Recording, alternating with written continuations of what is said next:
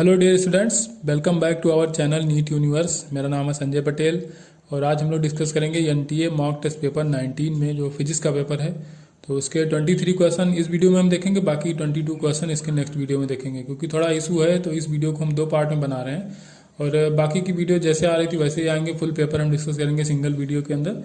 तो चलिए शुरू करते हैं यहाँ पे। तो पहला क्वेश्चन आपका है, तो वेव से पहला क्वेश्चन, इसमें वेव इक्वेशन दी गई है और आपसे वेव की वेलोसिटी पूछी गई है। ठीक है, तो वेव की वेलोसिटी के लिए पहले तो अगर सिंपली आप देखो तो v is equal to coefficient of T upon coefficient of X होता है। ठीक है, तो कोफिशियंट ऑफ टी अगर देखा जाए तो पाई/2 को इनसाइड मल्टीप्लाई कराओगे तो पाई/2 इंटू 8 हो जाएगा। तो यहाँ लिखोगे पाई/2 इंटू 8। कोफिशियंट ऑफ एक्स यहाँ पे है 1/8, तो 1/8 हो जाएगा। पाई/2 इसमें भी मल्टीप्लाई होगा तो पाई/2 यहाँ भी आएगा। ठीक है, इसको कैंसिल करेंगे तो पाई/2 कैंसिल हो जाएगा और ये 8 जब ऊपर जाएगा तो ये हो जाएगा 64। तो वेव की वेलोसिटी निकल के आ जाएगी 64 मीटर पर सेकंड आएगी। तो ये तो सिंपल एक लाइन में लग गया। ठीक, नेक्स्ट क्वेश्चन नंबर 2 है। तो यहाँ पे आपको एक इक्वेशन दी गई is equal to 50 sine 314 t volt. ठीक है, तो अब इसमें इनपुट वोल्टेज का आपको दिया गया है इक्वेशन और यहाँ पे एक इनपुट रेजिस्टेंस दिया गया है, एक लोड रेजिस्टेंस दिया गया है, आपको आउटपुट फ्रीक्वेंसी पूछी गई है। ठीक है, तो इसमें रेजिस्टेंस का कोई काम नहीं, बस क्वेश्चन में दे दिया गया है। क्वेश्चन आप एक बार पढ़ लीजिए। तो देखिए पहले आप इनपुट फ्रीक्वेंसी निकालिए। ठीक है, तो इनपुट फ्रीक्वेंसी तो यहाँ पे ओमेगा है, ओमेगा टी होता है, तो ओमेगा की जगह लिखा है 314। तो ओमेगा इजकल टू होता है 2 पाई एफ। ठीक है, तो omega is equal to 2 pi f is equal to लिखोगे आप 314, क्योंकि ओमेगा की जगह लिखा है 314। अब यहाँ पे वैल्यूज रखो तो अगर आप निकालने जाओगे तो एफ की वैल्यू निकलेगी 314/2 पाई करोगे तो 2 करोगे और पाई की वैल्यू होती है 3.14। इसको कैंसिल करोगे तो ऊपर आ जाएगा 100 को 2 से कैंसिल आउट करोगे आ जाएगा 50। तो इनपुट फ्रीक्वेंसी आ गई 50 हर्ट्ज। ठीक है, अगर इनपुट फ्रीक्वेंसी देखो तो 50 हर्ट्ज। लेकिन यहाँ पे कहा गया ये फुल वेव रेक्टिफायर है। क्या है ये? Full wave rectifier. तो फुल वेव रेक्टिफायर में जो इनपुट फ्रीक्वेंसी होती है तो उसकी आउटपुट फ्रीक्वेंसी जो निकल के आती है वो उसकी डबल हो जाती है। ठीक है, इनपुट का डबल होता है आउटपुट फुल वेव रेक्टिफायर में। तो अगर इनपुट 50 है तो आउटपुट हो जाएगा यहाँ पे 100। ठीक है, तो 100 हर्ट्ज हो जाएगा। आंसर आपका सही हो जाएगा बी यहाँ पे। नेक्स्ट क्वेश्चन नंबर 3 है। इसमें 22 ग्राम CO2 दिया गया at 27 degree Celsius and 16 gram O2 दिया गया एट 37 डिग्री सेल्सियस। तो इसमें दोनों गैस को मिक्स किया जा रहा है, तो मिक्सर का टेम्परेचर पूछा जा रहा है। तो इसमें एक सीधा फार्मूला आप याद कर लिए, टी मिक्स इजकल टू होता है N1T1 plus N2T2 upon N1 plus N2।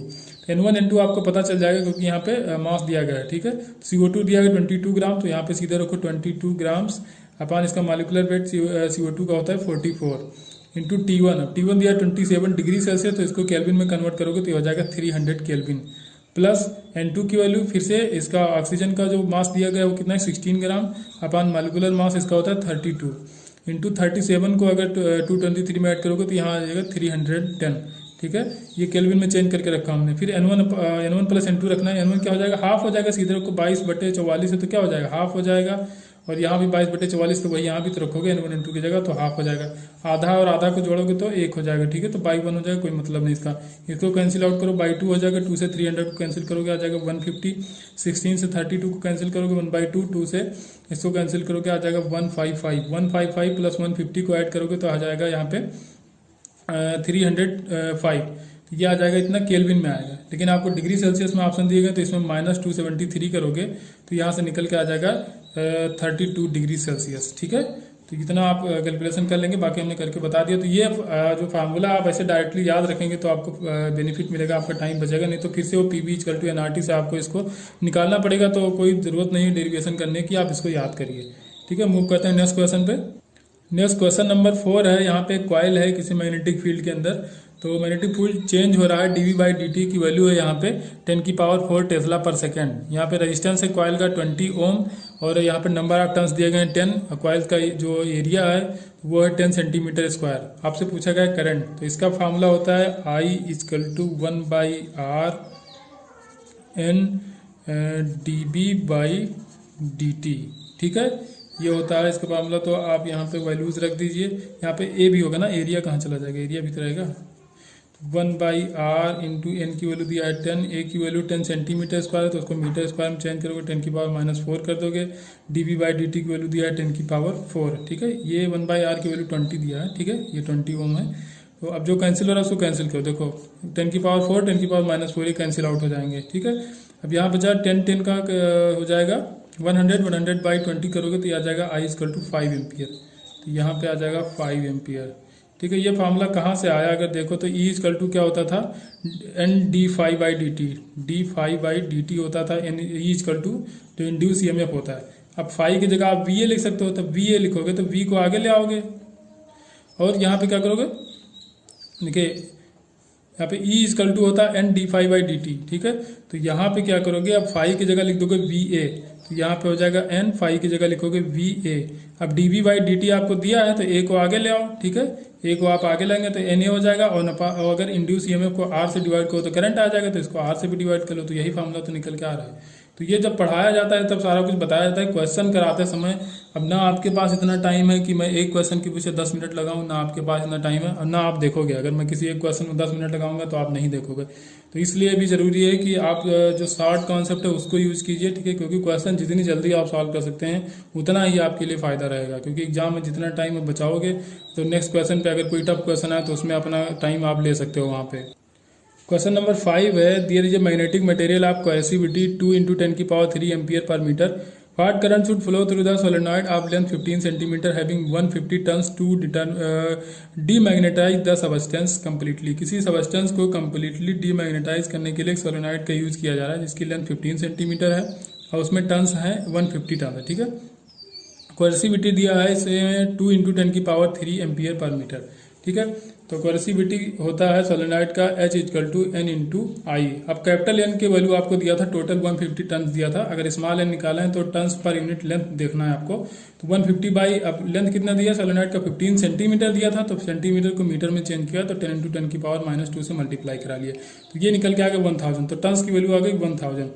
कोएसिविटी आपको दिया है 2 × 10³ इक्वल टू n की वैल्यू निकल के आ गई 1000 इंटू आई, ठीक है। अब ये 10³ भी 1000 के बराबर होगा, इधर भी 1000 कैंसिल आउट हो जाएगा, आई सीधे निकल के आ जाएगा आपका 2 एम्पियर, ठीक है। तो आपकी कितनी करंट आएगी यहाँ पे, 2 एम्पियर करंट जब फ्लो करेगी किसी सोलेनॉइड में, तो जो जिस मटेरियल का कोएसिविटी कितना है 2 × 10³ तो उसको कंप्लीटली डीमैग्नेटाइज किया जा सकता है। नेक्स्ट क्वेश्चन नंबर 6 है, यहाँ पे एक वायर है जिसका डायमीटर या क्रॉस सेक्शनल एरिया बोला है तो उसको 1% कम कर दिया गया है। तो कह रहा है रेजिस्टेंस में से कितना चेंज होगा। तो रेजिस्टेंस का डायरेक्ट फॉर्मूला तो ये होता है R equal to rho l upon A, ठीक है। लेकिन अब जब इसका डायमीटर चेंज किया जा रहा है तो लेंथ बढ़ेगी, तो अब लेंथ तो कांस्टेंट है नहीं, तो अपने आप हम कांस्टेंट नहीं ले सकते, ठीक है। कि यहाँ dr अपॉन आर करके सीधे dl अपॉन एल कर देंगे तो निकल के आ जाएगा। तो हम क्या करेंगे, एरिया से आप मल्टीप्लाई करा लो, ऊपर और नीचे मल्टीप्लाई करा लेंगे तो जो इतना पार्ट होगा ये पूरा वॉल्यूम में चेंज हो जाएगा, लेंथ इंटू एरिया हो जाएगा तो ये वॉल्यूम में चेंज हो जाएगा और नीचे हो जाएगा a²। तो ये निकल के आ गया थोड़ा मॉडिफाइड फॉर्म में। अब आप करो इसको dr अपॉन r इंटू 100, ठीक है। परसेंटेज चेंज देखना है इंटू, देखिए सिग्मा कांस्टेंट है, वॉल्यूम भी कांस्टेंट रहेगा। तो अब a² नीचे अगर ऊपर ले जाओगे तो a⁻² हो जाएगा, तो -2 dA अपॉन a इंटू 100 करोगे, ठीक है। अब क्या कहा जा रहा है इसमें कि 1% डिक्रीज किया जाएगा, क्रॉस सेक्शनल एरिया जो है 1% डिक्रीज किया जाएगा। अब ये क्रॉस सेक्शनल एरिया का परसेंट हो जाएगा तो इंटू 1%। अब डिक्रीज मतलब कि माइनस करोगे इसको तो माइनस भी कर सकते हो यहाँ पे, तो माइनस माइनस हो जाएगा प्लस, तो यह जाएगा 2%।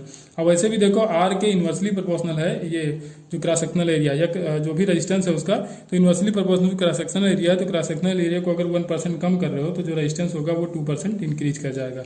तो रेजिस्टेंस कितना इंक्रीज करेगा, यहाँ पे 2% का इंक्रीमेंट हो जाएगा रेजिस्टेंस में।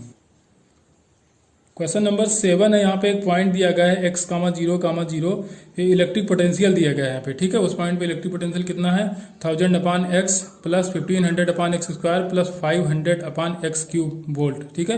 यहाँ पे इलेक्ट्रिक फील्ड पूछी गई है x इक्वल टू 1 मीटर जब है तब पूछा गया। तो देखिए इलेक्ट्रिक फील्ड का जो फार्मूला होता है E इक्वल टू -dV/dx होता है, ठीक है। तो ये -dV/dx आपको करना है, माइनस बाहर लगाओ, यहाँ dV/dx जब करोगे तो देखिए 1000 है। अब यहाँ पे जब x को ऊपर ले जाओगे तो क्या हो जाएगा, x की पावर -1 हो जाएगा, लेकिन जब इसका डिफरेंशिएट करोगे तो -1 फिर से करना पड़ेगा, और जो पावर होती है वो आगे मल्टीप्लाई होती है, ठीक है। तो x को जब ऊपर ले जाओगे तो x की कितना पावर आएगी -1, तो -1 को आगे मल्टीप्लाई करा लो इसमें, ठीक है। -1 को इसमें आगे मल्टीप्लाई कराओ और फिर ये और उसमें पावर में -1 फिर से किया जाता है डिफरेंशिएशन में, तो -1 और करोगे तो हो जाएगा x की पावर -2। तो लेकिन जब नीचे ले आओगे वही चीज तो हो जाएगी x की पावर 2, ठीक है। अब ऐसे यहाँ करोगे तो ऊपर ले जाओगे x की पावर -2 हो जाएगा, तो जो -2 होगा वो आगे मल्टीप्लाई हो जाएगा, ठीक है। आगे मल्टीप्लाई होगा, उसकी पावर में एक और कम होगा तो x की पावर -3 होगा, लेकिन जब फिर से नीचे लाओगे तो x³ ही रह जाएगा। तो आगे यहाँ पे करोगे -2 इंटू 1500 अपॉन x³, ठीक है। ये कर लोगे आप, ऐसे यहाँ पे भी करेंगे, ठीक है। यहाँ पे जब करोगे प्लस लगाओ, फिर इनसाइड को ये एक्स क्यूब को ऊपर ले जाओ, एक्स की पावर -3 होगा, -3 आगे मल्टीप्लाई हो जाएगा। अब बाकी 500 पे कोई फर्क नहीं पड़ेगा, कांस्टेंट है। और नीचे एक्स की पावर 4 हो जाएगा, ठीक है। एक्स पावर 4 क्यों? क्योंकि एक्स पावर 3 पहले से ऊपर ले जाओगे -3 होगा, डिफरेंशिएशन करोगे तो एक और पावर घटेगी तो -4 हो जाएगा, नीचे लाओगे तो +4 हो जाएगा। अब ये आ गई इलेक्ट्रिक फील्ड। अब देखो अगर आप माइनस का इनसाइड मल्टीप्लाई करो तो जितना भी माइनस था वो प्लस हो जाएगा, तो ये प्लस हो जाएगा, ये भी प्लस हो जाएगा, ये भी प्लस, तो सारी वैल्यूज प्लस में आ गई। अब देखिए अब क्या करना है हमको, अब यहाँ पे जो x है उसकी वैल्यू रखना है 1, ठीक है, क्योंकि आपसे कहा गया है कि x = 1 मीटर पे, तो 1 रखोगे तो 1 यहाँ, अब चाहे क्यूब हो या पावर 4 हो, पावर 6 हो, पावर लाख हो, कोई मतलब नहीं, अगर 1 है तो 1 ही रहेगा। तो 1000 यहाँ पे 1500 को अगर 2 से मल्टीप्लाई कराओगे तो हो जाएगा 3000, तो 1000 3000 4000, और यहाँ 500 इंटू 3 हो जाएगा 1500, तो टोटल आ जाएगा 5500 ये आ जाएगा। आई डायरेक्शन में आएगा ये जो भी इलेक्ट्रिक फील्ड आएगी, क्योंकि x = 1 मीटर पूछा गया, बाकी एक्सिस पे 0 है, ठीक है। एक्सिस का जो भी पॉइंट लिया गया है वो यहाँ पे 0 लिया गया, तो जो भी आपका इलेक्ट्रिक फील्ड होगा सिर्फ और सिर्फ x एक्सिस पे होगा, तो वोल्ट पर मीटर ये हो जाएगा electric field. Next question number 8 है यहाँ पे, in the mean life of radio active sample. Mean life क्या होती है? देखिए मीन लाइफ वो होता है जब कोई सबस्टेंस अपने इनिशियल अमाउंट का 67% डिसइंटीग्रेट कर दे, ठीक है। 67% जब डिसइंटीग्रेट, मीन लाइफ एक टाइम है, ठीक है, तो वो टाइम वो होता है जब कोई भी सबस्टेंस अपना इनिशियल अमाउंट का 67% डिसइंटीग्रेट कर दे, या उसको बोला है 2/3, ठीक है, 2/3 डिसइंटीग्रेट हो जाए तो उसको भी मीन लाइफ बोल दिया जाए, या बोल दिया जाए कि 1/3 बचा रह जाए, 1/3 बचा रह जाए, या 37% बचा रह जाए तो उसको भी मीन लाइफ बोला जाए। तो दोनों तरीके से आप बोल सकते हैं, अगर डिसइंटीग्रेट बोला जाए तो 2/3 करोगे, अगर रिमेनिंग बोला जाए तो 1/3 करोगे। तो यहाँ पे ऑप्शन बी में दिया हो, जैसे ऑप्शन ये देखोगे तो about 1/3 of substance is disintegrate, नहीं ये गलत है। अगर 1/3 कह रहा है कि रिमेनिंग है तब तो ये हो जाता मीन लाइफ, लेकिन यहाँ कहा है कि ये डिसइंटीग्रेट हो रहा है इसलिए गलत है। डिसइंटीग्रेट कितना होगा? 2/3 होगा, तो यहाँ पे ऑप्शन बी में दिया गया 2/3 of substance disintegrate. Option c देखिए अबाउट 90% ऑफ सबस्टेंस डिसइंटीग्रेट, नहीं मैंने बताया 67%, ठीक है। Almost all of the substance disintegrate, नहीं ये भी नहीं होगा, तो ऑप्शन बी यहाँ पे करेक्ट हो जाएगा। क्वेश्चन नंबर 9 है यहाँ पे, electric field associated with light wave का एक इक्वेशन दिया गया, इज = E0 sin 1.57 × 10⁷, ब्रैकेट में x - ct, ठीक है। ये पूरी इक्वेशन दी गई, यहाँ पे x मीटर में और t सेकंड में है। अब देखिए कोई लाइट है, अगर इसको फोटो इलेक्ट्रॉन कोई इमिशन हो रहा है यहाँ से, तो जो जिस मेटल से इमिशन हो रहा है उसका वर्क फंक्शन अगर 1.9 इलेक्ट्रॉन वोल्ट है तो स्टॉपिंग पोटेंशियल कितना होगा, ठीक है। यहाँ पे आपसे वर्क फंक्शन मतलब φ0 दिया गया है 1.9 इलेक्ट्रॉन वोल्ट।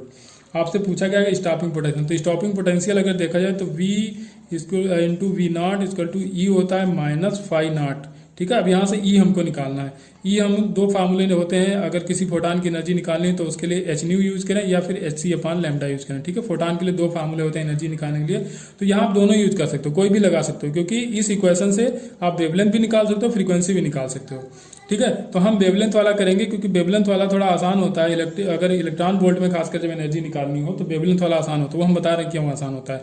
देखिए तो अब यहाँ पे जब इनसाइड इसको मल्टीप्लाई कराओगे तो क्या हो जाएगा 1.57 × 10⁷ x, तो x क्या होता है? kx होता है। अगर वेव की इक्वेशन देखो तो kx होता है, तो k की वैल्यू होती है 2π/λ, 2π/λ। इसकी वैल्यू कितना दी जाएगी? इसको मल्टीप्लाई कराओ तो x के मल्टीप्लिकेशन में यही चीज आएगा, तो उसको लिख दोगे इसी के बराबर 1.57 × 10⁷। अब लैम्डा की वैल्यू निकालने जाओ तो लैम्डा = हो जाएगा, ये 2π के नीचे आ जाएगा ये सारी चीज, ठीक है। तो 1.57 × 10⁷, ये 2π है, 2 को ऐसे रहने तो पाई की वैल्यू हो जाएगी 3.14। अगर 1.57 से कैंसिल करोगे तो ऊपर 2 हो जाएगा, 2 का 4 हो जाएगा, 10⁷ ऊपर जाएगा तो -7 हो जाएगा, तो 4 × 10⁻⁷ या 4000 × 10⁻10 करोगे तो ये आ जाएगा एंगस्ट्रॉम में। अब देखिए एनर्जी हमको निकालनी है, तो एनर्जी इलेक्ट्रॉन वोल्ट में निकालने के लिए सीधे कुछ ना करो 12400 को डिवाइड कर दो जितना भी वेवलेंथ हो एंगस्ट्रॉम में, उससे तो इलेक्ट्रॉन वोल्ट में आपकी एनर्जी आ जाती है। तो इलेक्ट्रॉन वोल्ट में आकर कैंसिल करो 0 0 0 0, यहाँ पे 0 आ जाएगा, इससे कैंसिल करोगे तो ये 4 3 जा 12 आ जाएगा, 4 1 जा 4, 3.1 इलेक्ट्रॉन वोल्ट आ गई। बस सीधे लगा दो आप E × V0, और कितना आया एनर्जी आपकी 3.1 electron volt minus work function कितना दिया है φ0 की वैल्यू 1.9 इलेक्ट्रॉन वोल्ट, ठीक है। अब जो भी इलेक्ट्रॉन है वो काट दो, इलेक्ट्रॉन यहाँ पे कट जाएंगे, जो V0 आएगा वही आ जाएगा आपका स्टॉपिंग पोटेंशियल, ये आ जाएगा 3.1 - 1.9 करोगे तो यहाँ पे आ जाएगा 1.2 इलेक्ट्रॉन वोल्ट, ठीक है। तो कितना आ गया स्टॉपिंग पोटेंशियल 1.2 इलेक्ट्रॉन वोल्ट। अब स्टॉपिंग पोटेंशियल क्या होता है, ये सारा चीज नेक्स्ट क्वेश्चन नंबर 10 है। यहाँ पे कोई एक्स रे है जिसकी एनर्जी है 24.8 किलो इलेक्ट्रॉन वोल्ट।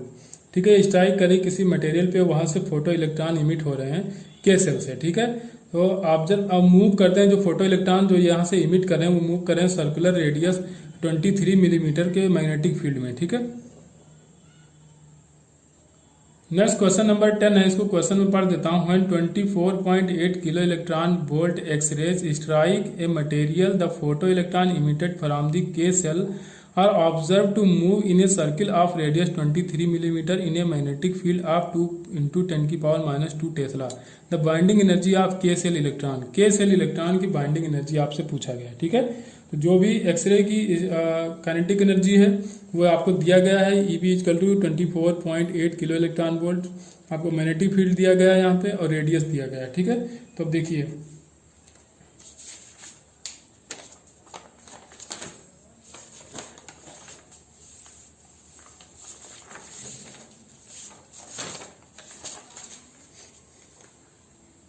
तो अब यहाँ पे अगर kinetic energy of photo electron निकालना हो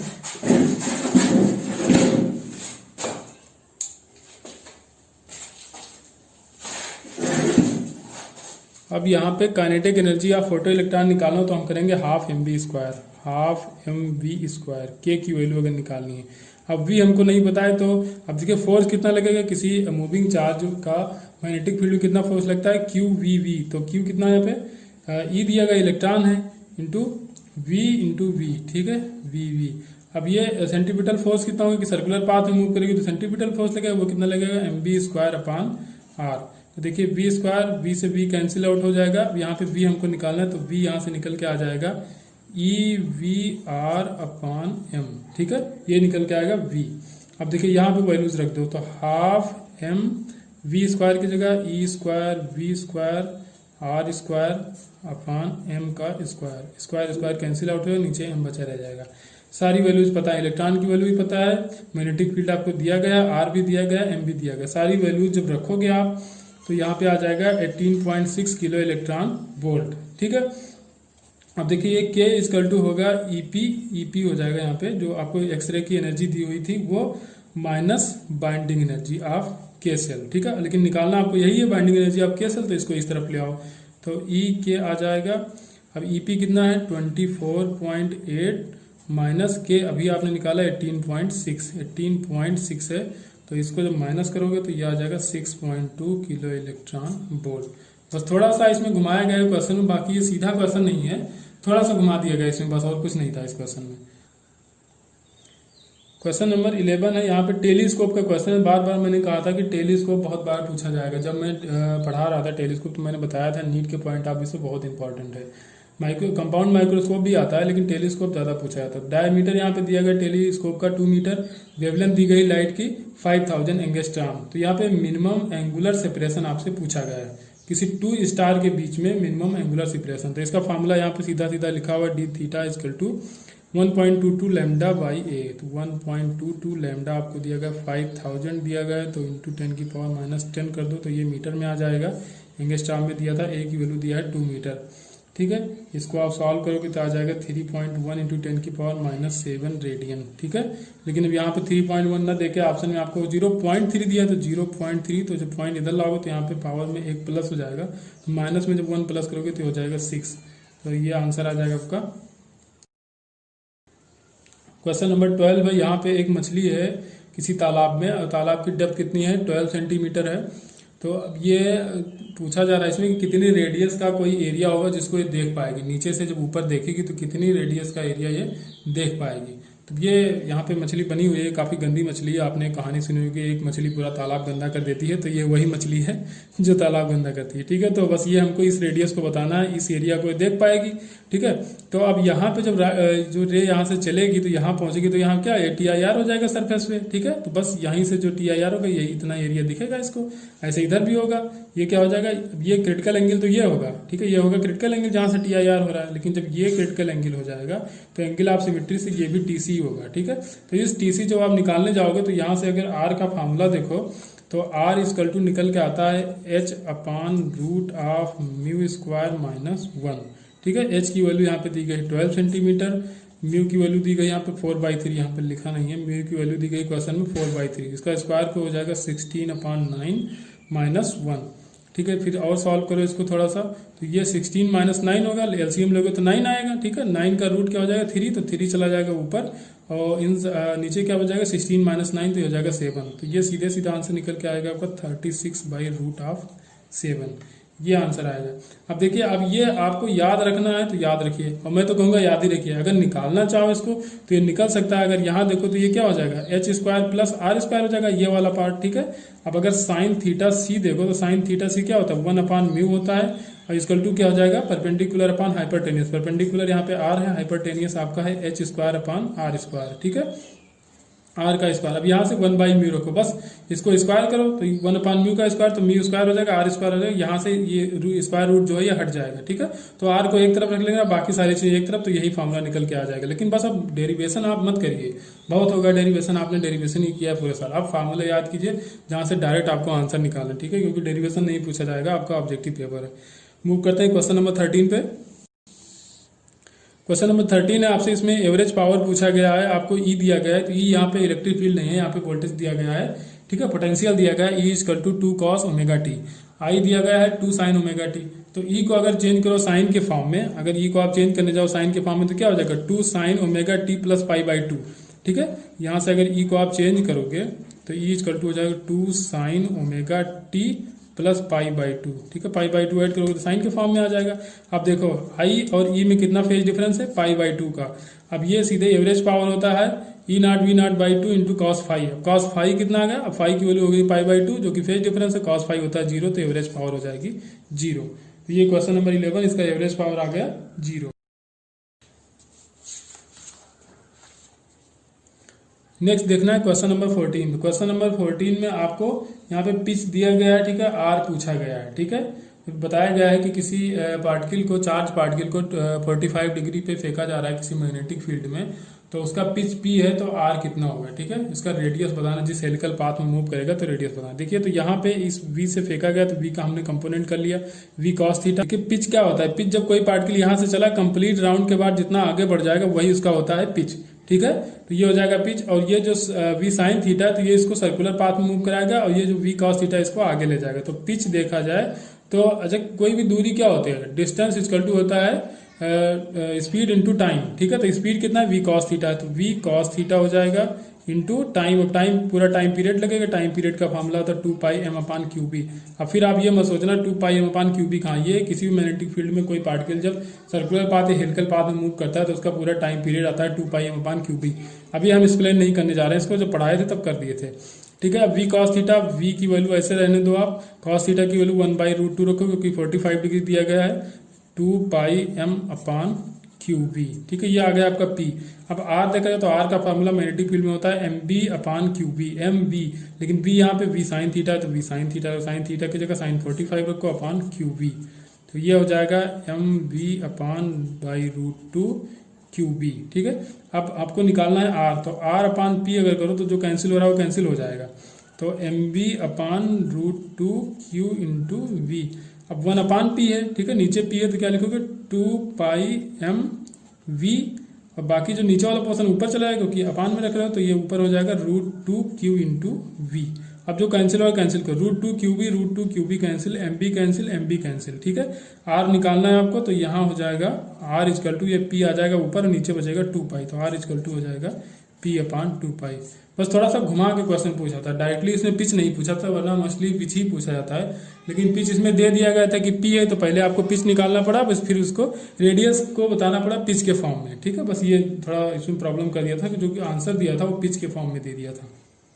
नेक्स्ट क्वेश्चन नंबर 15 है आपका। यहाँ पे एक 3 रॉड है। ठीक है, एल लेंथ की 3 रॉड है, इनकी क्रॉस सेक्शनल एरिया भी सेम है, तो अब मान के चले इनका रेजिस्टेंस भी सेम होगा, क्योंकि जब क्रॉस सेक्शनल एरिया और लेंथ दोनों सेम है तो इनका रेजिस्टेंस, जो भी थर्मल रेजिस्टेंस होगा वो भी सेम होगा। तो अब यहाँ पे देखो, थर्मल करंट जो यहाँ से आएगी इसको I1 मान लो, यहाँ से जो जाएगी I2 मान लो। High temperature to low temperature current flow करती है। जंक्शन का टेम्परेचर हमने T मान लिया, इस एंड का टेम्परेचर 0 आपको दिया गया है। ठीक है, तो जो भी यहाँ पे करंट आएगी तो वो इन दोनों का समेशन ही तो होगा, इन दोनों करंट को ऐड करोगे तो इसके बराबर आ जाएगी जो ये करंट होगी। तो देखो अब करंट क्या होता है V/R, तो V यहाँ पे टेम्परेचर डिफरेंस हम लेंगे। ठीक है, तो 90 - T/R प्लस इसका current 90 minus t upon r, और ये हो जाएगा इसमें जो करंट जाएगी उसके बराबर। इसमें टेम्परेचर डिफरेंस कितना है, टी माइनस 0, तो टी ही रह जाएगा upon R. R R R cancel हो जाएगा, 90 प्लस 90 हो जाएगा 180, इस तरफ हो जाएगा 180 minus 2t is equal to T. ठीक है, ये माइनस 2t इधर जाएगा तो कितना हो जाएगा 3t, तो 3t इजकल टू 180, तो t इजकल टू आ जाएगा 60 डिग्री सेल्सियस। ठीक है, टेम्परेचर यहाँ कितना आ जाएगा 60 degree Celsius. Next question number 16 है। इसमें ये सर्किट बनाया गया है, कहा गया कि गैल्वेनोमीटर में कोई डिफ्लेक्शन नहीं है। ठीक है, नल डिफ्लेक्शन है इस पॉइंट पे। तो अब कह रहा है जो वायर ए बी है, ये कोई वायर है ए बी, तो इसका कह रहा है क्रॉस सेक्शनल एरिया अगर डबल कर दिया जाए, ठीक है, क्रॉस सेक्शनल एरिया डायमीटर इसका डबल कर दिया जाए, तो अब इसका जो भी नल पॉइंट आएगा वो कहाँ आएगा, एक्स से दूर आएगा। अब 4 ऑप्शन दिए गए, x/4, 4x, 2x या x पे ही रहेगा। तो देखिए जो भी चेंज यहाँ पे करोगे, जैसे पूरे वायर में चेंज कर रहे हो, तो अगर अब रेजिस्टेंस रेशियो ही तो होता है, जो भी ये नल पॉइंट आता है तो रेजिस्टेंस का रेशियो ही तो आता है R1/R2। तो यहाँ R1/R2 करोगे तो X1/X2 होगा। तो देखिए अब जो भी चेंज करोगे तो इसमें भी वही चेंज होगा, इसमें भी वही चेंज होगा। तो माना ये 2x होगा, ये भी 2x हो जाएगा, तो 2 कैंसिल आउट हो जाएगा, तो पहले x आ रहा था तो बाद में भी x ही आएगा। तो इसलिए जब क्रॉस सेक्शनल एरिया या डायमीटर में कोई चेंज किया जाता है तो नल डिफ्लेक्शन में कोई चेंज नहीं होता है, मतलब कि उसी लेंथ पे जहां पे नल डिफ्लेक्शन मिल रहा था वहीं पे मिलेगा। तो फिर से ये क्या हो जाएगा, नल पॉइंट यही रह जाएगा, x ही होगा। तो ऑप्शन डी यहाँ पे करेक्ट हो जाएगा। नेक्स्ट क्वेश्चन नंबर 17 है। यहाँ पे कहा गया है 1000 स्मॉल वाटर ड्रॉप्स हैं जिनको कोलैप्स करके एक लार्ज ड्रॉप बनाया जा रहा है। ठीक है, एक लार्ज ड्रॉप बनाया जा रहा है, तो उसमें जो भी पोटेंशियल चेंज होगा वो कितना होगा, ठीक है, कितने फैक्टर से ज्यादा होगा पोटेंशियल जो भी आएगा। तो इसका फॉर्मूला होता है आपका v is equal to v0 n की पावर 2/3। ठीक है, तो अब देखिए n की वैल्यू कितना दिया, 1000 कह रहा है कि 1000 स्मॉलर ड्रॉप है, तो 1000 मतलब 10 की पावर 3 इंटू n की पावर कितना था पहले से 2/3, और v0 मान लेते हैं कि पहले ही था उसका पोटेंशियल, तो ये 3 और 3 कैंसिल आउट हो जाएगा, तो 10 की पावर 2 हो जाएगा, तो ये हो जाएगा 100 टाइम्स v। तो कितना चेंज आएगा, 100 का आएगा, तो ऑप्शन बी यहाँ पे करेक्ट हो जाएगा। नेक्स्ट क्वेश्चन 18 देख रहे हैं। यहाँ पे देखिए एक सर्किट, लंबा चौड़ा सर्किट बना हुआ है। इसमें 4 कैपेसिटर लगाए गए हैं, एक बैटरी लगाई गई है 5 वोल्ट की। कैपेसिटर जो भी है उनकी कैपेसिटी 3 माइक्रोफैरड है। R1 और R3 रेजिस्टेंस जो भी है उनका 1 ओम रेजिस्टेंस है, और R2 का है 4 ओम रेजिस्टेंस। तो देखिए इन्फिनाइट टाइम पे क्या होता है, जब कैपेसिटर फुल्ली चार्ज हो जाता है तो ओपन सर्किट की तरह बिहेव करता है। ठीक है, कैपेसिटर क्या करता है, ओपन सर्किट की तरह बिहेव करेगा। तो उस टाइम पूछा जा रहा है कि कैपेसिटर पे कितना चार्ज होगा। ठीक है, कैपेसिटर की प्लेट पे कितना चार्ज होगा, यही इस क्वेश्चन में पूछा गया है। तो देखिए जब इन्फिनाइट टाइम पे ये कैपेसिटर ओपन सर्किट काम करेगा तो यहाँ पे कोई करंट नहीं जाएगी, इसमें भी कैपेसिटर लगा, इसमें कोई करंट नहीं जाएगी क्योंकि ओपन सर्किट हो जाएगा।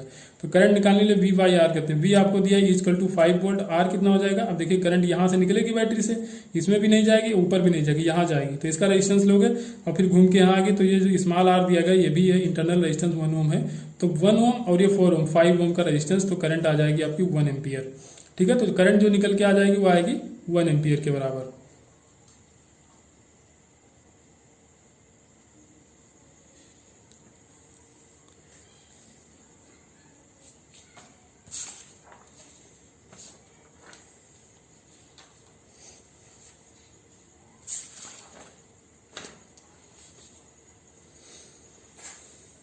अब देखिए, अब जो भी पोटेंशियल ड्रॉप यहाँ हो रहा होगा वही पोटेंशियल ड्रॉप यहाँ भी हो रहा होगा। ठीक है, यही पोटेंशियल ड्रॉप यहाँ भी हो रहा होगा जो यहाँ होगा।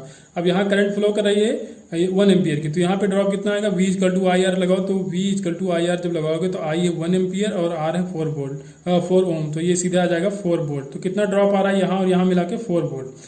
तो जो भी पोटेंशियल ड्रॉप होगा तो इसमें भी ड्रॉप होगा, इसमें। अब आप सोचोगे नहीं नहीं नहीं रेजिस्टेंस में भी ड्रॉप होगा, हाँ बिल्कुल होगा, लेकिन जब इसमें करंट फ्लो करती तब तो होता, जब करंट, ये कैपेसिटर ओपन सर्किट जब ये फुल्ली चार्ज हो चुका है तो इसमें कोई करंट नहीं जाएगी, तो जब कोई करंट नहीं जाएगी तो रेजिस्टेंस में कोई भी पोटेंशियल ड्रॉप भी नहीं होगा।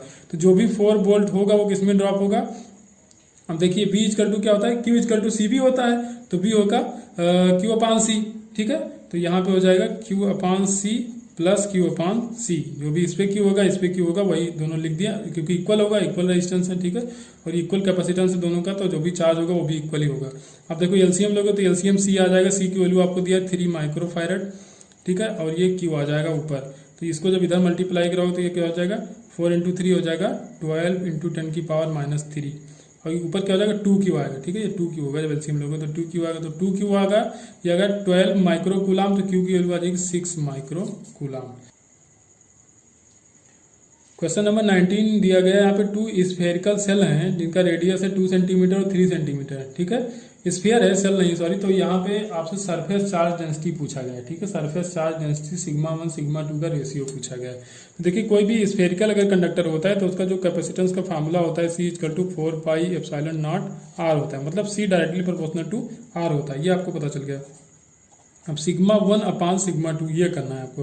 तो सिग्मा 1 देखिए चार्ज जो C1 पे होगा, इस पे फर्स्ट वाले पे, तो हो जाएगा Q1 अपान ए कितना हो जाएगा πr1² अपान सिग्मा 2 जो होगा वो Q2 टोटल चार्ज अपान इसका जो सरफेस एरिया होगा, ठीक है। तो एरिया πr², ये भी हो जाएगा R2², ठीक है।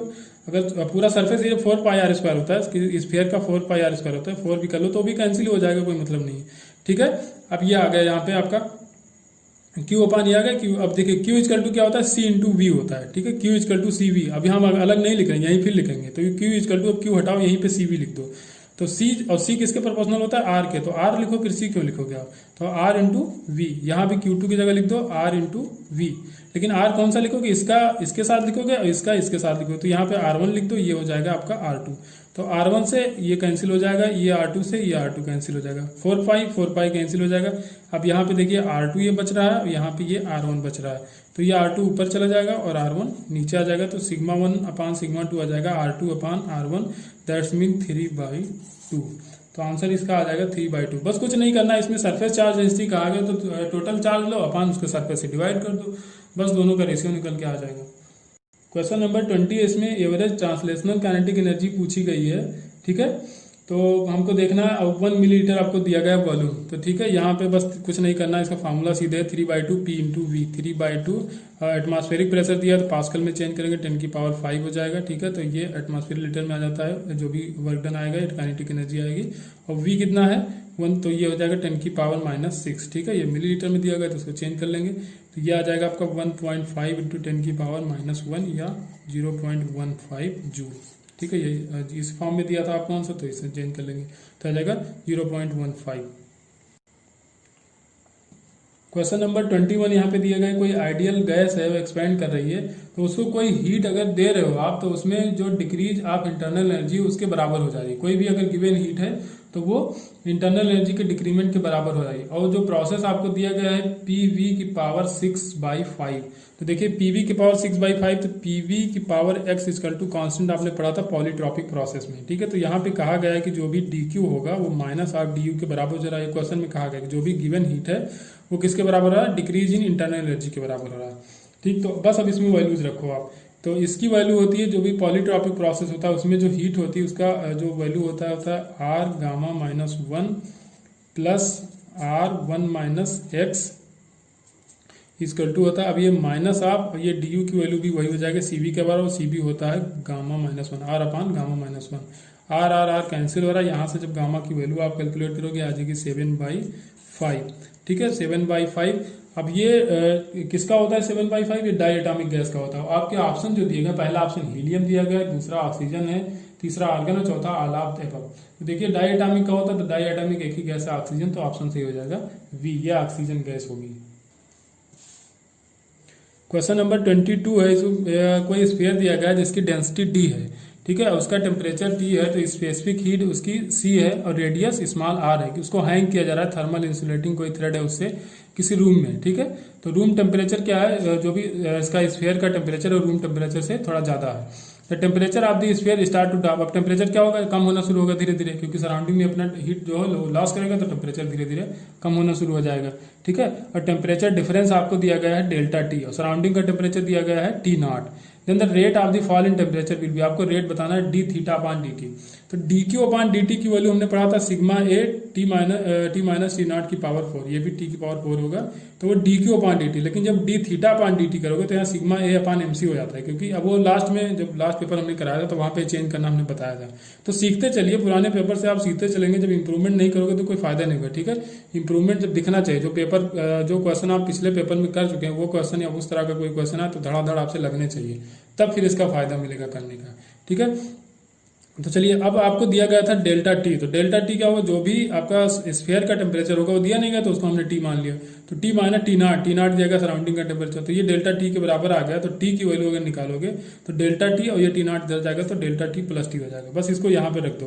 तो यहाँ हो जाएगा सिग्मा ए अपान एम सी, और इन साइड क्या करोगे आप, इसमें जब रखोगे टी की value T not plus delta T का पावर 4 माइनस टी नॉट, क्योंकि टी की जगह इतना रखे हैं, बाकी ये टी नॉट तो रहेगा ही। अब यहाँ से टी नॉट की पावर 4 आप जब कॉमन ले लोगे तो यहाँ सिग्मा हो जाएगा, और ए की वैल्यू रखोगे 4 पाई आर स्क्वायर, ठीक है। टी नॉट कॉमन ले लोगे जब बाहर आप,